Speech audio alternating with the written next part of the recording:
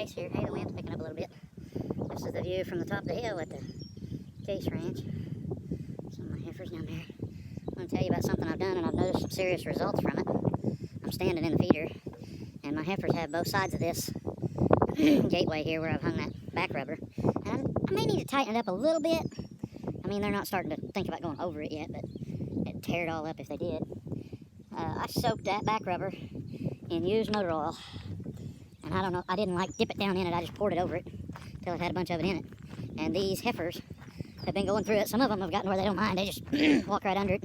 Some of them go the corner, try to get to where it doesn't touch them, but it still winds up touching them. And I've watched them when they come in here. I'll feed them in this feeders here. And they got both sides of this. There's, I don't know, 3 or 4 acres in here.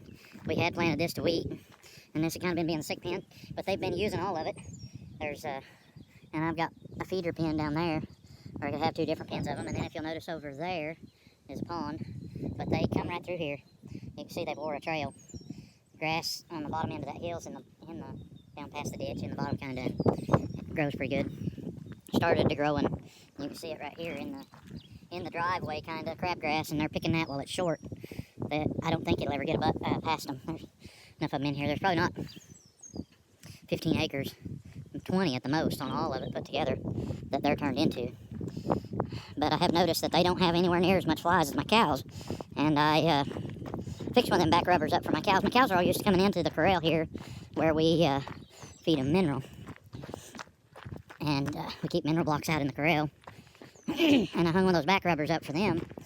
And I soaked it with fly spray, but the water in that fly spray will evaporate. And I've noticed it's not doing much good, and it's fixing to get... I'm either going to mix up fly spray again, except this time with diesel fuel as the liquid.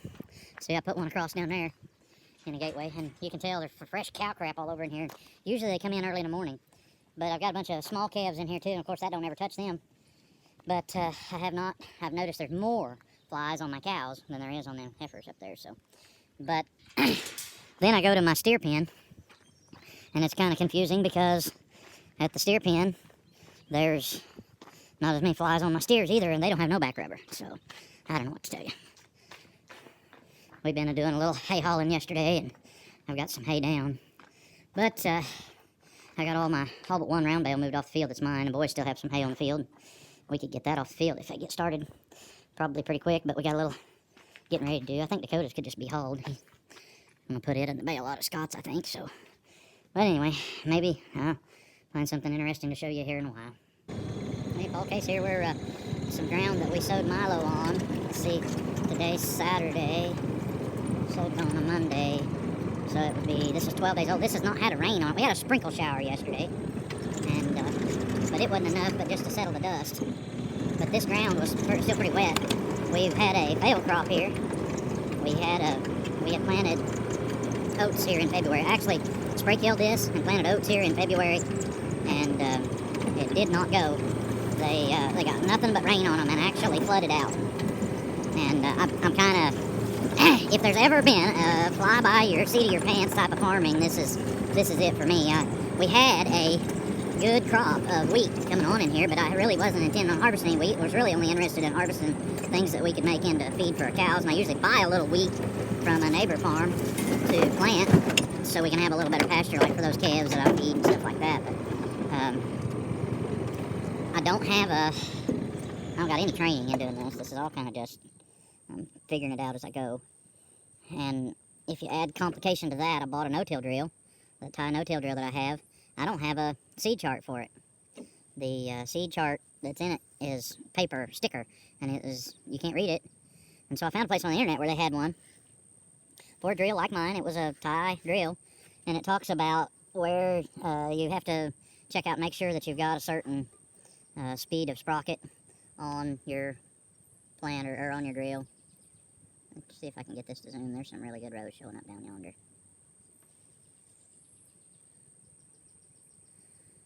And it didn't give any explanation on which ones of those sprockets it was that you need to be looking at, and so I just figured that mine must have been set up like theirs and went from that.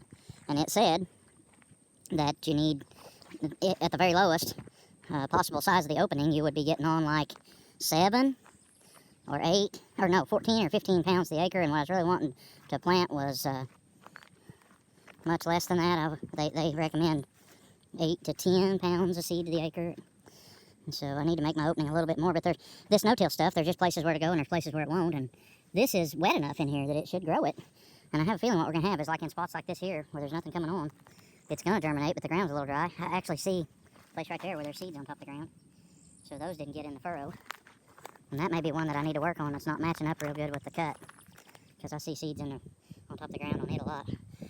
I may need to make sure I get that one covered up next time and another one open, because some of these have done real good. This row right here is really, really good. And I see plants coming up in those good rows every couple inches, which is what I really want. But Milo, they say, is one of those crops that you will get some. So if you plant it, you'll get some of it. And that's what I'm really after, something I can supplement and put in my feed ration to where I can grind it and get some stuff. And I'm not sure how this is going to work. It may be a deal where we figure out we want to dig this up again.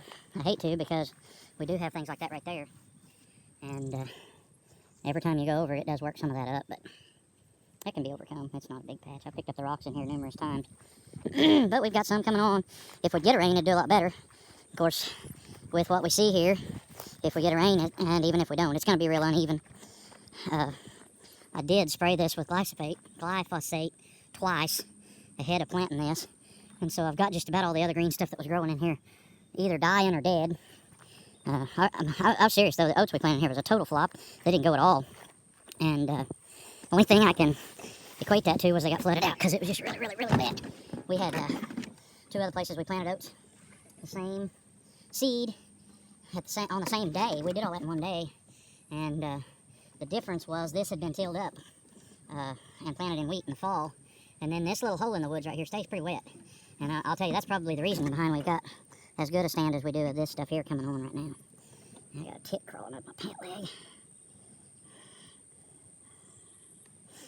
And so we're going to do the best we can and go from there. I know we get some here. Of course, this is it's also going to be the 3rd time I fertilize this and not ever growing a crop on it yet. Nothing I can harvest. So, as quick as I did killing a tick, I'll be back to video. I hate picking one of them off from me. He wasn't walking on me, he was walking on my pant leg. But when you pick one tick off from you for the rest of the day, you're picking. So, that's what it looks like. Scott drilled some of this. I drilled some of it. So I'm going to go down to the other place. I got to go feed my steers. I'll go down to the other place and look and see how it looks down there. Just have to go back out the same way I came in, so I got to find a place to turn around. Some of it just has done really, really good. So, I hope it'll make us something we can harvest. I was figuring that we probably only really got 6 acres of the stuff in, so I'll be happy if we get a half of a yield off from it. Make about 300 or 400 bushel altogether of the stuff would really be handy. I've got a little roller mill. I was thinking I'd probably run it through the roller mill and then into my feed mixer. So we'll see. Just have to see how all that goes. It needs a rain. And so this is Milo update, June 20. Planted for 12 days, I believe. Hopefully that'll grow up and cover the ground up to where them weeds can't get a good go on it, and it'll do all right. I planted some of this before, but we was planting in rows, and the rows we was planting in was wide because it was all my dad's old equipment. And so we had 4-row planter and a 4-row cultivator, and his cultivator, he was still cultivating with a narrow front-end tractor, so they was on wide rows, and I don't know whether they were 36 or 30. I bet they were 36, but they could have even been 40. And I fixed that cultivator up to go behind my 706, and I had cultivated it once, and it looked really good. And we had used chicken litter to fertilize it with, and so it really had a good start and was growing good. And when it put out heads, and when they started maturing, the ragweeds came on in there about that, it was at that time of the year thing. In August, the ragweeds really want to come on, and the ragweeds came on in there, and it was kind of neat. They only grew up as high as what the heads were, and so when you look, the field looked plumb even, but it had rows of red heads and covers in between them of green ragweeds. And in September, I went in there and cut that stuff. I couldn't get it below 18% moisture, was what we tested some of it at. And I put it in a bin, and it didn't keep very well, but it fed a whole bunch of Holstein calves for a couple of winters. And I even bought Milo from some farmers after that to make my own feed. But this is really going good. There's places here where them plants are over 6 inches tall, right here along the edge. And something this little field has going for it and against it is it has kind of limited sunshine, because it's going to get in the shade quicker in the evening, and it's going to come out of the shade later in the morning with the trees all the way around it. And we may have more wildlife pressure because of that, but this stuff's supposed to be somewhat wildlife resistant. I don't know how, but we'll see. I bet it'll make something. And we'll try it again if it does. Next. Here we are back at the Church House 40. Church House ground, whatever you want to call it. It's not 40 anymore. And you can see a few rows where we planted that Milo in here. Which is kind of surprising. This is hilltop ground, and this has not ever had rain on it yet since we planted it 12 days ago.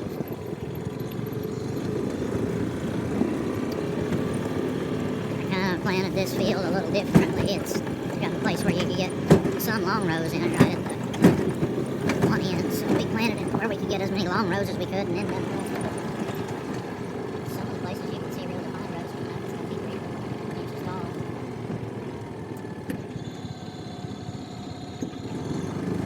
This is kind of on hilltop, so it's not going to ever be as defined as down in at the other places. Some of them have come up really well. And I think the key on this has been that it is no-till, because if it had been conventional till, dirt would have been dried out from working it so much that you wouldn't be able to get your seed, even though we get it in the moisture. We got it sowed in the moisture, planted in the moisture, and yes, that is a deer running across it. I scared up one other one here, a bale pile behind me.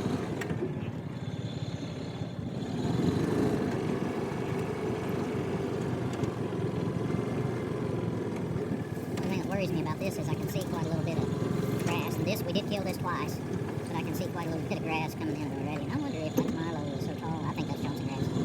See, there's a spot of Johnson grass there that can get killed. But it's coming up some.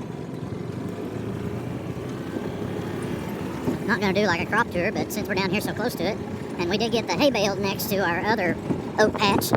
Sorry about the wind if it's messing stuff up, but we're just down the hill here into the field at Dad's is our oat patch. Been 4 or 5 days. We've been pretty busy this week. It's been 4 or 5 days since I've been down here looking at it. And we've got a few coming on. And that little deal we drove through right there is the number one reason there's deer in there. Oh, by the way, when Dakota was cutting the hay there, we had deer coming up in it and in the hay, and he found a fawn. Picked it up, carried it home, and I'm like, you need to take that back. Its mother will be looking for it pretty quick. Somebody's going to get some Johnson grass growed up in it, and I have a feeling what we're probably going to wind up doing, since they're so sparse and just kind of patchy, is we'll cut everything we can get, and then probably just let the straw hit the ground behind the combine, and then come in here and mow all of it and bale it. Get it some stock to get these cows turned in here.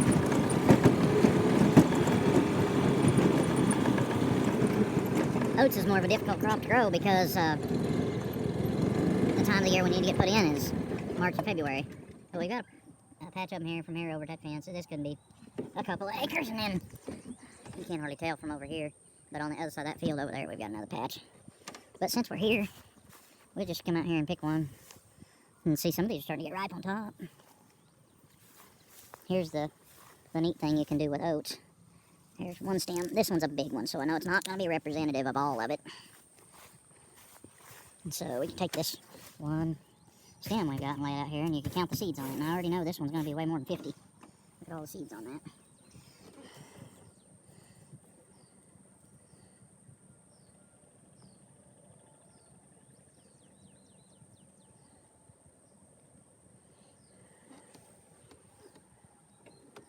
That one has almost 70 seeds on it.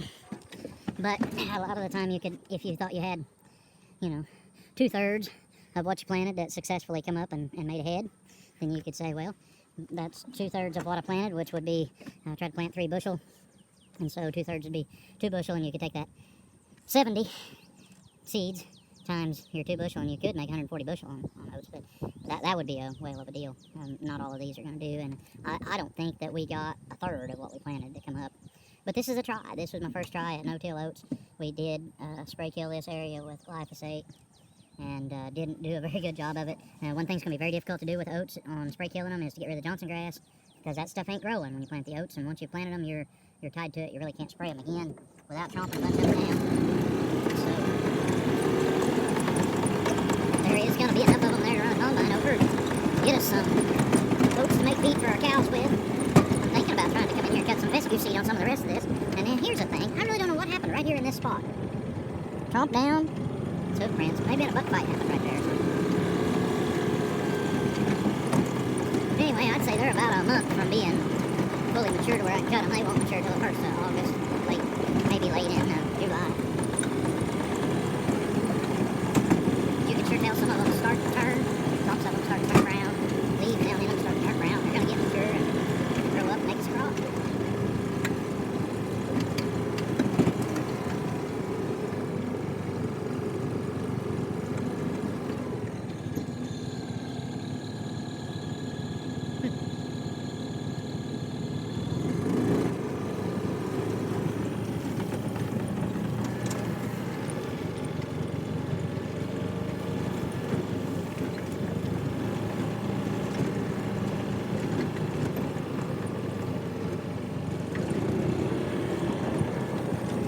Thanks for watching. Finally, lunch. Steak pieces with eggs and homegrown onions and some cheese. Microwave for 2 minutes. I should start a cooking show. That's what time my breakfast is happening. Boom. Thanks for watching.